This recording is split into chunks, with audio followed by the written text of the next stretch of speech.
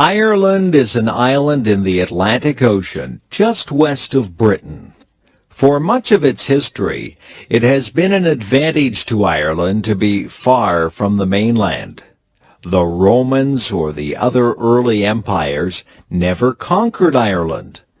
It was the remoteness of Ireland that helped preserve much of Christian and classical culture. After the fall of the Roman Empire, wandering tribes destroyed much of what remained on the continent. Finally, it was Ireland's turn to be invaded. First, the Norsemen, or Vikings, attacked during the 800s and 900s. Then, in the 1100s, the English invaded Ireland. Since that time, there has always been an English presence in Ireland. The conflict between the English and the Irish grew worse in the 1500s. Then the English became Protestant, and the Irish remained Catholic. In the 1600s, Oliver Cromwell tried to make Ireland Protestant by driving out the Catholics and bringing in Protestant settlers.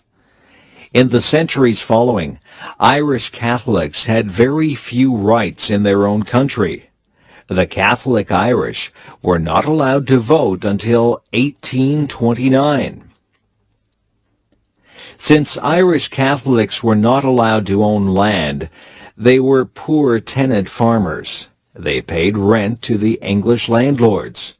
The main food crop in the 1840s was potatoes. When these became infected by blight, thousands of Irishmen starved. Many others were evicted from their dwellings because they couldn't pay the rent. Hundreds of thousands of Irish took ship for North America.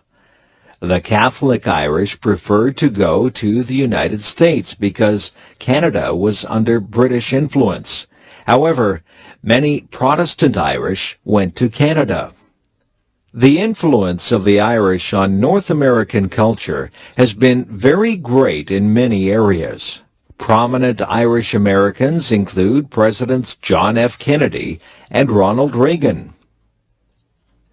Meanwhile, in Ireland itself, a strong independence movement developed.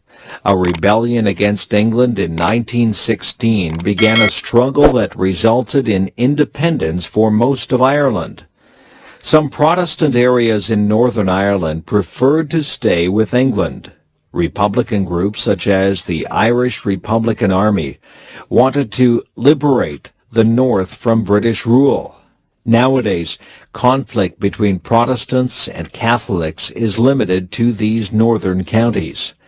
Constant attempts are being made to bring the conflict there to an end. Meanwhile, the Irish Republic of Ayr has become prosperous again. It can sell its agricultural products to the European common market. Irish beer and whiskey are sold all over the world. Ireland is also becoming known for its high-tech industries. Because of this relative prosperity, the population is increasing again after a century and a half of decline. The Irish differ from other people because the vast majority of Irishmen live away from their homeland. However, this exodus from Ireland has helped to spread Irish music, culture, and products around the world.